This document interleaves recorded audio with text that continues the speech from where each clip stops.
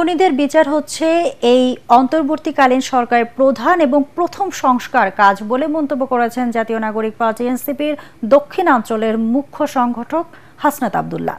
তিনি বলেন, সরকার উপদেষ্টারা যদি মনে করেন এর বাইরে অন্য কোনো বড় সংস্কার তাদের রয়েছে, তাহলে তারা ভুল চিন্তায় বসবাস করছেন।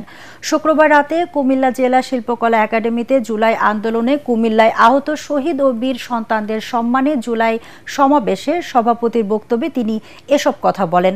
সমাবেশে আরও বক্তব্য রাখেন ফেস দ্য পিপলের সম্পাদক সাইফুর রহমান সাগর, কুমিল্লা দক্ষিণ জেলা বিএনপির আহ্বায়ক আশিকুর রহমান মাহমুদ ওয়াসিম, যুগ্ম সদস্য সচিব রিফাত রশিদ, যুগ্ম সমন্বয়ক তারিকুল ইসলাম, আবু বাকের মজুমদার সহ অন্যান্যরা।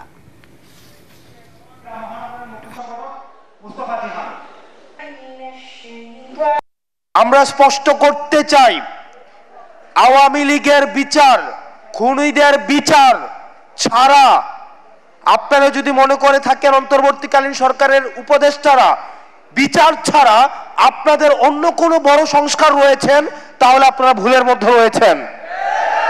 খুনিদের বিচার হচ্ছে এই অন্তর্বর্তীকালীন সরকারের উপদেষ্টাদের প্রধান এবং প্রথম সংস্কার। আমরা এই সংস্কারটিকেই প্রথমেই দেখতে চাই।